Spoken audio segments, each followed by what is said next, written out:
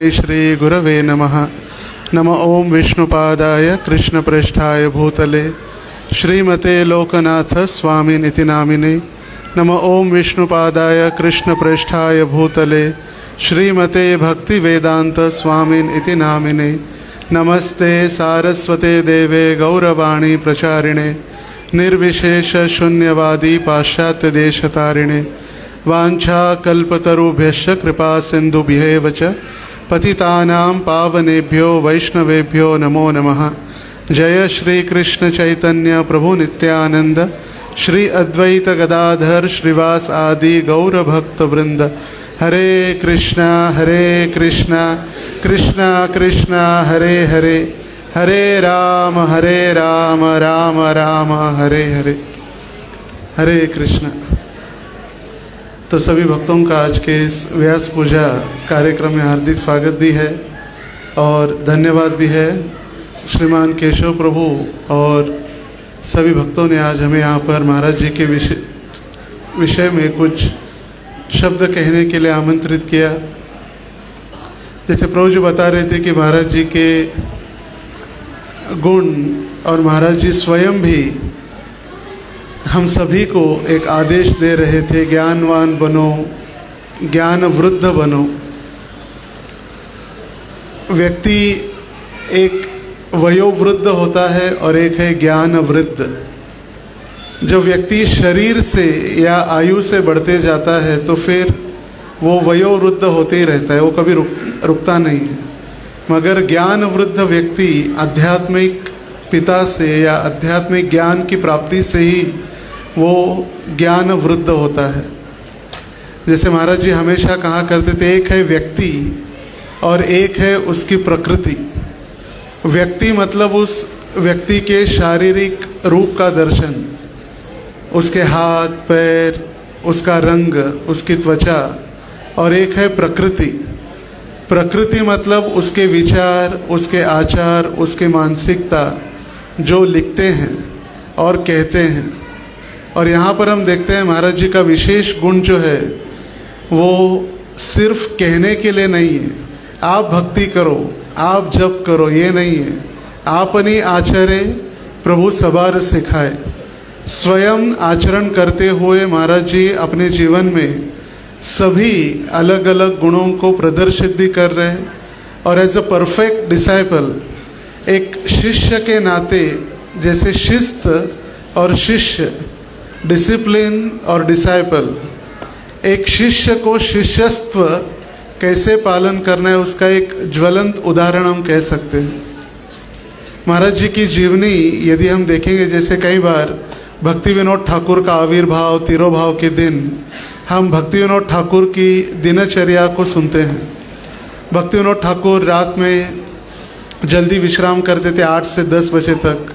फिर रात्रि में उठ के अध्ययन करना, ग्रंथों को लिखना और संस्कृत से बंगाली में ट्रांसलेशन करना। फिर प्रातःकाल जप करना, जप करने के बाद थोड़ा बहुत प्रसाद, फिर करस्पॉन्डेंस, फिर कोर्ट जाना, कोर्ट से वापस आना, फिर लोगों को मिलना। ये सारी चीज़ें जैसी दिनचर्या थी वैसी दिनचर्या महाराज जी की भी है। महाराज जी का एक नियम है, 6 घंटे से अधिक विश्राम नहीं करना है। सबसे महत्वपूर्ण नियम 6 आवर्स ओनली। उसमें कितना भी कार्यक्रम हो, रथ यात्रा हो, व्यस्तता हो, 6 घंटे। महाराज जी कहते हैं जो व्यक्ति 18 घंटा सेवा नहीं करता उसको 6 घंटे सोने का अधिकार नहीं है। 18 घंटा सेवा करता उसको ही 6 घंटे सोने का अधिकार है, क्योंकि वो सोना भी फिर उसकी सेवा हो जाती है, भगवत सेवा। और ये तो सिर्फ सोना हो गया, मगर जैसे रूप गोस्वामी भक्ति रसामृत सिंधु में वर्णन करते हैं, अव्यर्थ कालत्वम, एक भी क्षण व्यर्थ नहीं गंवाना। एक भी क्षण, चाहे प्रातःकाल हो, मध्याह्न हो, अपराह्न हो, संध्या हो, रात्रि हो, जब भी, चाहे फिर कोई जीबीसी मीटिंग हो या व्यवस्थापन हो, सदैव हमेशा अपने हाथ में चैतन्य चरितामृत, जो मूल सिर्फ श्लोक है, चैतन्य चरितामृत का बंगाली सिर्फ श्लोक, जिसको मूल टीका, मूल सिर्फ श्लोक है उसमें, और एक भागवतम, मूल भागवतम, जिसमें सिर्फ 18,000 श्लोक है। ये सदैव महाराज जी के हाथ में रहता है, चाहे फिर वो कहीं भी हो, गाड़ी हो, नहीं तो ऐसे नहीं कि चलो आज गाड़ी में जाना है तो थोड़ी विश्रांति होगी, नहीं, गाड़ी में भी, गाड़ी हो, ट्रेन हो। जैसे हाल ही में 3 तारीख को पूना में रथ यात्रा थी, 3 जुलाई संडे, आज से 2 हफ्ते पहले, और महाराज जी का स्वास्थ्य कुछ ठीक नहीं था रथ यात्रा के पहले, और इसीलिए बड़ौदा और वल्लभ विद्यानगर रथ यात्रा कैंसिल करना पड़ा। 30 जून, 1 जुलाई सूरत, 2 जुलाई वल्लभ विद्यानगर और 3 तारीख को पूना आना था, मगर स्वास्थ्य ठीक न होने के कारण बड़ौदा, सूरत, वल्लभ विद्यानगर कैंसिल करके डायरेक्ट महाराज जी पंढरपुर से पूना आए। पूना के भक्तों के ऊपर या राधा वृंदावन चंद्र के प्रति जो प्रेम है, इतने अस्वस्थता में भी महाराज जी कहे चलो कम से कम इतना दूर तो नहीं, पूना तो मुझे जाना पड़ेगा। तो पूना आए, पूना रथ यात्रा अटेंड की। दूसरे दिन प्रातःकाल अर्ली मॉर्निंग फिर नागपुर के लिए प्रस्थान, अमरावती रथ यात्रा 4, 5 तारीख को नागपुर रथ यात्रा, फिर 6 तारीख को ट्रेन से, जो ट्रेन मुझे याद आ रहा है, जो ट्रेन दोपहर में 2:40 पर निकलने वाली थी, अमरावती पंढरपुर स्पेशल ट्रेन, और उस ट्रेन का उस दिन पहला दिन था, फर्स्ट डे पंढरपुर के निकल रहे थे। तो बहुत सारे वारकरी हज़ारों स्टेशन के ऊपर, और अमरावती न्यू अमरावती स्टेशन से निकलने वाली थी। तो अभी जहाँ पर भी ऐसे प्रोग्राम होता है, हज़ारों भाविक भक्तगण और वारकरी एकत्रित थे, तो फिर राजनेताओं को भी अच्छा थोड़ा मार्केटिंग के लिए समय रहता है। तो वहाँ के आमदार, खासदार वहाँ पर आ गए सारा, और एक खासदार ने अनाउंसमेंट की कि यहाँ के भाविक भक्तों का उत्साह, पंढरपुर के प्रति प्रेम देखकर मैं ये घोषणा करती हूँ कि ट्रेन के लिए 3 डब्बे और जोड़ दिए जाए। तो इतना हरी बोल कहना इतना आसान नहीं है, ना वो बस है ना 2-3 सीट है। गवर्नमेंट के रूल्स प्रोटोकॉल्स, वो 2:40 पर स्टार्टिंग वाली ट्रेन, महाराज जी सिर्फ 15 मिनट कीर्तन के रथ यात्रा में अमरावती के, और तुरंत रथ यात्रा में दूसरे भक्त को माइक देकर रथ यात्रा अटेंड करके जैसे तैसे भागते, प्रसाद भी नहीं ले, बोले चलो स्टेशन पर लेते, 2 बज गया, स्टेशन पर ट्रेन पकड़नी है। और वहाँ जाने के बाद पता चला आधे घंटे में आ रही है, 10 मिनट में आ रही है, 15 मिनट में आ ही रही है, अमरावती से निकल चुकी है, बडनेरा रेलवे स्टेशन पर पहुँची है, आई जाएगी 6:30 बजे तक ट्रेन नहीं आई, 6:30 बजे तक। और महाराज जी कुछ भी विचलित नहीं हुए, अपना जप, वहीं पर प्रसाद, वहीं पर अपना अध्ययन, संस्कृत सीखना। और एक विद्यार्थी के नाते आज भी महाराज जी जो व्रत कर रहे चातुर्मास, उसमें 8 घंटे अध्ययन कर रहे, 8 घंटे।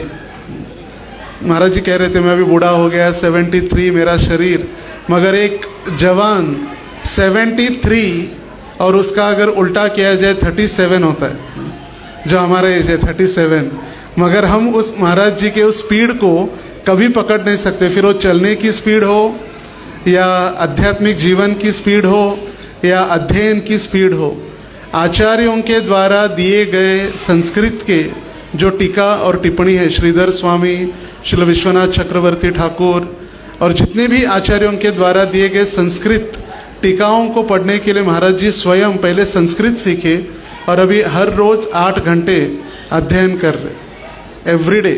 और ये अध्ययन सिर्फ 8 घंटे, फिर जप, करस्पॉन्डेंस, हर रोज़ का जूम जपा, फिर जपा टॉक, ये तो अलग ही है। और महाराज जी का प्रेम जैसे हर एक भक्त के प्रति एक पर्सनल टच है, हर एक व्यक्ति के साथ, चाहे फिर गरीब हो, अमीर हो, डोनेशन देने वाला हो या डोनेशन न देने वाला हो, सभी के साथ एक प्रेम का संबंध। और सिर्फ अपने शिष्यों को ही इस्कॉन में आगे बढ़ाना है या मेरे शिष्यों को ही भगवत धाम लेकर जाना, ये प्रेरणा नहीं है। सभी श्रील प्रभुपाद के आंदोलन में जितने भी भक्त हैं, सभी मेरे शिष्य या सभी श्रील प्रभुपाद जी के प्रामाणिक प्रतिनिधि होने के कारण महाराज जी का जो प्रेम है सभी के लिए और भक्तों के लिए तो है ही। आपने देखा हो कभी एक दूसरे गुरु का शिष्य इसके बात नहीं करना, ऐसे नहीं। कभी कभी ऐसा प्राय देखा गया है कि अपने शिष्यों को बाजू में रखकर दूसरे शिष्यों को अधिक प्रेरणा दी जाती है महाराज जी के द्वारा। और ये तो बात भक्तों की हो गई, और फिर अभक्तों का तो कहना ही क्या है। 2006 की बात है जब महाराज जी विजयवाड़ा रेलवे स्टेशन पर उतरे। साउथ इंडिया आंध्रा में विजयवाड़ा रेलवे स्टेशन है, जहाँ पर चैतन्य महाप्रभु भी विजिट किए विजयवाड़ा। भक्ति सिद्धांत सरस ठाकुर जी ने चैतन्य महाप्रभु के पादुकाओं को स्थापन किया है, और वहाँ पर पाणकल नरसिम्हा है, जो नरसिम्हा देव हर रोज़ उनको पानी पिलाया जाता है, गुड़ का पानी, और फिर पीने की आवाज़ भी था, गटक गटक गटक आवाज़ भी आती है पीने की। तो ये आज भी हम दर्शन कर सकते हैं। तो वहाँ नरसिम्हा जयंती होने के बाद रायचूर जाना था। तो रायचूर के लिए उस समय ना कोई बड़ी बड़ी गाड़ियाँ या कुछ आज जैसे मोबाइल वगैरह कुछ नहीं था। स्टेशन के बाहर आए, एक व्यक्ति को पूछा आपकी गाड़ी फ्री है क्या? तो उसने कहा हाँ फ्री है, रायचूर जाना है। तो मैं महाराज जी और एक भक्त थे, तो रायचूर जाना है। तो रायचूर के गाड़ी में महाराज जी एम्बेसडर, जो काली एम्बेसडर आज बम्बई में हम देखते हैं एम्बेसडर गाड़ी, तो महाराज जी आगे बैठे, हम दो पीछे बैठे। रास्ते में कुछ फल लिए, फल अर्पण किए भगवान को, और महाराज जी को प्रसाद देना था प्रातःकाल ब्रेकफास्ट। तो महाराज जी को मैं सर्विंग करके दे रहा था। महाराज जी थोड़ा प्रसाद लेने वाले ही थे। महाराज जी को चिंता हुई ड्राइवर की। अभी यहाँ पर देखिए ड्राइवर कोई भक्त नहीं है ना, हार लेकर महाराज जी का स्टेशन के ऊपर खड़ा था। महाराज जी ने उसका नाम पूछा, आपका नाम क्या है? उसने कहा श्रीनिवास। महाराज जी ने कहा श्रीनिवास, क्षमा कीजिए, उसने कहा श्रीनिवास महाराज जी। तो महाराज जी को थोड़ा डाउट लगा, और मुझे भी डाउट लगा, क्योंकि वहाँ पर सारा एक मुसलमान की प्रार्थना है, अल्लाह अकबर 786 सब लिखा होता है, और व्यक्ति का नाम श्रीनिवास कैसे हो सकता है? तो उसने कहा मैं तो वैसे मुसलमान हूँ, मगर मुझे बालाजी भगवान आपके बहुत अच्छे लगते हैं, इसीलिए मैंने मेरा नाम श्रीनिवास रखवाया है, और इसीलिए मुझे श्रीनिवास नाम अच्छा लगता है। तो सिर्फ एक गुण, उसको श्रीनिवास या बालाजी भगवान अच्छे लगते हैं, इसीलिए महाराज जी उसको हर एक, स्वयं एक खा रहे थे उसको एक दे रहे थे, स्वयं एक खा रहे थे उसको एक दे। देखिए सौभाग्य, एक जैसे हम कहते हैं भक्त पद धूलि आर भक्त पद जल, भक्त भुक्त अवशिष्ट से ही 3 महाबल। स्वयं के प्रसाद से हम तो लालायित रहते, थोड़ा महाप्रसाद कभी मिल जाए, मगर यहाँ पर उस व्यक्ति का भाग्य स्वयं महाराज जी खा रहे, उसको खिला रहे प्रैक्टिकली, क्योंकि वो तो गाड़ी चलाते चलाते रुक के खा तो नहीं सकता, एक एक एक एक एक एक। ये जीवों की प्रति दया। अभी रिसेंटली जब 70वीं व्यास पूजा हुई, तो कई भक्त विदेश से और बम्बई से कई सीनियर भक्त भी आने वाले थे 10 तारीख के व्यास पूजा के लिए। तो रात को 10:30 बजे महाराज जी सोने के पहले मुझे फ़ोन करके कहे कि वो माता जी आ रही है, वो प्रभु जी आ रही है, सुबह 3:30 बजे कुर्डुवाड़ी स्टेशन पहुंच रहे, उनकी लाने की व्यवस्था क्या है, कौन जा रहा है, उनकी व्यवस्था कीजिए। देख कितना चिंतन, रात के 10:30 बजे। और ऐसे भी नहीं कि पूरा दिन फ्री है, नहीं, पूरा दिन 600 भक्तों को दीक्षा, फिर दीक्षा के बाद बोट फेस्टिवल, फिर कार्यक्रम आदिवास चलते रहे, और आदिवास कार्यक्रम समाप्त होने के बाद 10:30 बजे, और 10:30 बजे श्रृंखला समाप्त नहीं हुई, फिर दूसरे दिन सुबह 4 बजे और मुख्यमंत्री की व्यवस्था क्या है, उनका स्वागत कौन करने वाला है, गाड़ियों की व्यवस्था कैसी है, सिक्योरिटी कैसी है, पंढरीनाथ का दर्शन 5 बजे, यदि वो लेट होते हैं मुख्यमंत्री तो उनको दर्शन होना चाहिए, तो पुजारी को कहो कि दर्शन 5 बजे बंद न करे, 5:30 पौने 6 जब भी मुख्यमंत्री आते हैं वो आने के बाद स्वयं पहले भगवान की आरती उतारे, पहले भगवान का दर्शन ले। ये चिंतन सुबह 4 बजे जब वो तैयार हो रहे थे तब। तो चाहे एक सर्वसाधारण व्यक्ति हो या मुख्यमंत्री जैसे राज्य के नेता हो, सभी के लिए समभाव। आपुलिया हिता जो असे जागता, धन्य माता पिता तयाचिया। और ये वही पूरा धन्य, जैसे महाराज जी कह रहे थे, मेरी माँ मेरा हाथ पकड़ कर लेकर जाती थी भगवान के पास, चलो मंदिर में, हाथ जोड़ो, कहो भगवान चांगली बुद्धि दे, भगवंता चांगली बुद्धि दे। और कह अगर सही में जब भगवान ने मुझे अच्छी बुद्धि दे दी तो फिर माँ रोने लगी, अरे क्या हो गया। और मेरे भाई और मेरे कुटुंब के सदस्य कह रहे थे, चलो आपको मंदिर चाहिए ना, चलो हम आपको एक मंदिर भी बना के देंगे। आप ब्रह्मचारी रहो, सन्यासी रहो, गांव में रहो और एक मंदिर में सेवा करो, मंदिर में रह के एक पुजारी बनो, सेवा करते रहो। मगर महाराज जी कहने लगे अगर मैं उनकी बातों में आता तो फिर आज ये प्रभुपाद जी का संबंध या मेरे प्रभुपाद जी का संबंध ये कभी जुड़ता नहीं। और फिर जैसे नवदीप चंद्र प्रभु बता रहे थे कि जो परम पूज्य राधानंद स्वामी महाराज जी के जो वाक्य थे 2009 फरवरी 13 और 14 नित्यानंद त्रयोदशी के दिन महाराज जी जो कहे, इतने हम तो प्रचार करते बड़े बड़े शहरों में, बड़े बड़े देशों में, मगर एक गाँव में, एक छोटे से इतने गांव में जहाँ पर कृष्ण भावना के लिए कोई व्यक्ति सोच भी नहीं सकता, और वहाँ पर इतना विशाल मंदिर, इतने सुंदर विग्रह, और ये कोई सर्वसाधारण विग्रह नहीं, स्वयं महाराज जी के हृदय से प्रकट हुए राधा गोपाल है। जैसे भागवत में भी प्रथम स्कंद में, दशम स्कंद में वर्णन है कि जब कृष्ण अवतरित हुए तो सर्वसाधारण बालक की तरह नहीं, वो सबसे पहले अवतरित हुए कृष्ण वसुदेव के हृदय में, फिर वसुदेव के हृदय से देवकी के हृदय में, और देवकी के हृदय से फिर देवकी के गर्भ में। और जब देवकी के गर्भ में भगवान अवतरित हुए तो फिर अनंत कोटि सूर्य के समान उनकी प्रभा और फिर प्रकाश, और उस प्रकाश को नमस्कार करने के लिए गर्भस्थ देव कृष्ण की स्तुति देवताओं द्वारा है।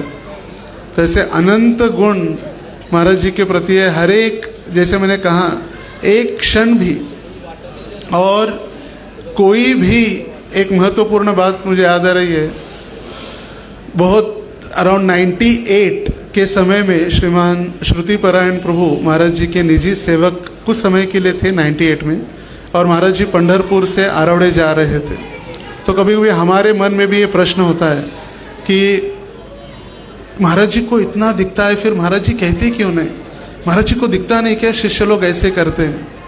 तो प्रभु जी ने प्रश्न पूछा महाराज जी को, महाराज जी एक प्रश्न है। बोले पूछो। बोले महाराज ये बहुत सारे हमारे गुरु भाई है, आपके जो शिष्य हैं, वो इधर उधर घूमते रहते, किसी अधिकारी के अधीन होकर सेवा नहीं करते, एक मंदिर में स्थिर नहीं रहते, आप उनको बताते क्यों नहीं एक मंदिर में रहकर सेवा करने के लिए। तो हमको लगता होगा हाँ बताना चाहिए, महाराज जी है, गुरु है, बताना चाहिए सेवा करो, एक मंदिर में रहो। मगर महाराज जी ने एक विचार पूर्वक उत्तर दिया। महाराज जी कहे, श्रुति पारायण जैसे आपने कहा, वो पहले ही किसी अधिकारी के अंडर रहता नहीं है, वो किसी मंदिर में स्थिर नहीं है। अगर मैं उसको कुछ आदेश दूं और उस आदेश का वो पालन नहीं कर पाए तो क्या होगा, गुरोर अवज्ञा, तीसरा नाम अपराध, गुरु के प्रति अपराध और गुरु को सर्वसाधारण व्यक्ति समझना।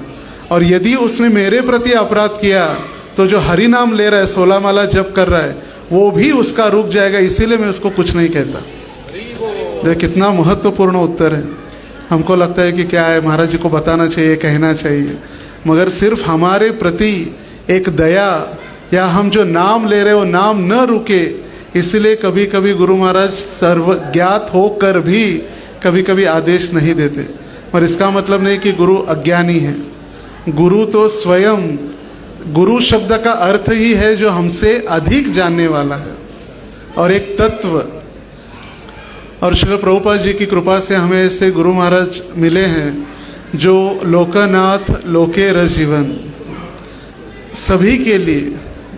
और महाराज जी की जो इच्छा, महाराज जी स्वयं कहते कि मेरे शिष्य सभी अच्छे से साधना करे, सभी प्रेम के साथ रहे, कभी किसी की निंदा न करे, सभी एकत्रित आकर कोई स्पर्धात्मक कंपटीशन न हो, no criticise, no competition, no complaint and no comparison, बराबरी नहीं, स्पर्धा नहीं, निंदा नहीं, और सभी एकत्रित आकर प्रेम से, भले ही हमारी थोड़ी बहुत सेवा कम ज़्यादा हो सकती है, मगर हमारे भक्तों के साथ प्रेम से संबंध बने रहना सबसे महत्वपूर्ण है। महाराज जी एक दिन कह रहे थे, कल रात को जपा टॉक प्रारंभ करने के पहले सोच रहे थे, कल दिन में मेरे विचार में या मेरे बुद्धि में एक भक्त के प्रति एक द्वेष युक्त विचार प्रवेश ही कर रहा था, उसके प्रति द्वेष की भावना प्रवेश ही कर रही थी, तभी मैंने मेरी बुद्धि को कहा स्टॉप इट, रुक जाओ, और मैंने उसको बाहर निकाल दिया प्रवेश करने के पहले ही। इसका मतलब देखिए, निंदा आदिशु रुदमिप्सित संग लब्ध्या, और ऐसे ही भक्तों की सेवा और संग करने के लिए रूप गोस्वामी कहे निंदा आदिशु, कोई निंदा नहीं, और आदिशु मतलब एक्सेट्रा, ऐसे कोई प्रकार नहीं। फिर छोटे बच्चे हो या फिर कोई अधिकारी हो, सभी के प्रति इतना प्रेम। जैसे सभी भक्त बता रहे थे, महाराज जी को पूरा याद रहता है क्या कहा, क्या वचन दिया। जैसे ब्रजबाला माता जी कह रही थी, अपने घर में वास्तु शांति के लिए नहीं, मगर दूसरी बार तो मैं पक्का होऊंगा, और गए। हर क्षण महाराज जी अपने से ज़्यादा अपने शिष्यों की, भक्तों की, और ऐसे नहीं जैसे श्रीमान विष्णुलोक प्रभु के विषय में आपने सुना होगा। विष्णुलोक प्रभु बेलगाम से एक वरिष्ठ भक्त हुए जो आज हमारे साथ नहीं है, नित्य लीला में वो प्रवेश किए हैं। वो कह रहे थे, आप जितने भी भक्त यहाँ पर एकत्रित है दीक्षा के समय में, और आप जो कह रहे कि गुरु महाराज आज मैं वचन लेता हूँ कि मैं आज से 16 माला जप करूँगा, 4 नियमों का पालन करूँगा, ऐसे ही गुरु को भी वचन लेना होता है कृष्ण से। भले वो माइक्रोफोन में वचन नहीं ले रहे, संकल्प नहीं ले रहे, मगर दीक्षा देने के पूर्व उनको वचन लेना होता है। भगवान श्री कृष्ण, धाम, श्रीमती राधा रानी, गौरांग महाप्रभु, श्री गुरु, उनको वचन लेना होता है कि जितने भी ये शिष्य आज आपके संपर्क में आना चाहते हैं या इस गुरु शिष्य परंपरा में जुड़ना चाहते हैं, उनके सारे कर्म आप मुझे दीजिए और इनको आपकी सेवा में लगाइए। और वो कह रहे थे, यदि ऐसे एक बार उन्होंने कर्म ले लिए, सारे हमारे पाप भी ले लिए, और वो पाप लेने के बाद यदि हम कुछ गलत करते हैं तो फिर वो किसको भुगतना पड़ेगा? गुरु को। मगर गुरु तो भुगतेंगे, मगर गुरु को जो हम कष्ट दे रहे वो कृष्ण सहन नहीं कर सकते, और फिर कृष्ण हमें फिर कहीं का नहीं छोड़ेंगे। हम कभी कभी कहते हैं व्यवस्थापन के द्वारा हम दूर हो गए, हमारे काउंसिलर के द्वारा हम दूर हो गए, मगर सबसे पहले हम हमारे दोषों के कारण ही कृष्ण से दूर हो रहे। इसीलिए सभी भक्तों के साथ हमारा एक ही संकल्प हो सकता है इस वर्ष का भी, कि अध्ययन के साथ साथ हम सभी शिष्य या जो दीक्षार्थी है एकत्रित आकर प्रेम से यदि गुरु महाराज और श्रील प्रभुपाद जी की सेवा में रहे, तो यही हमारा एक सबसे बड़ा एक संकल्प इस वर्ष का हो सकता है। हरे कृष्णा कृष्णा कृष्णा हरे हरे, हरे राम राम राम हरे हरे। परम पूज्य लोकनाथ स्वामी महाराज की जय, श्रील प्रभुपाद की जय, निताई गौर प्रेमानंदे। हरे कृष्णा। हमारे प्रभु जी ने एक बहुत बड़ी व्यास पूजा 70वीं बनाई थी, और उसमें कुकिंग के लिए श्रीमान गौरांग प्रभु आए थे, और सिर्फ कुकिंग का ही खर्चा 50 लाख था, और पूरे व्यास पूजा में 1.25 करोड़ रुपया प्रभु जी ने खर्चा करके 70वीं व्यास पूजा बहुत धूमधाम से मनाई। तो उसके साथ ही प्रभु जी के अपने स्पेशल अनुभव भी उन्होंने हमें बताए। उसके लिए एक बार हरे कृष्ण मंत्र बोल के प्रभु जी को धन्यवाद देंगे। हरे कृष्णा कृष्णा कृष्णा हरे हरे, हरे राम राम राम हरे हरे।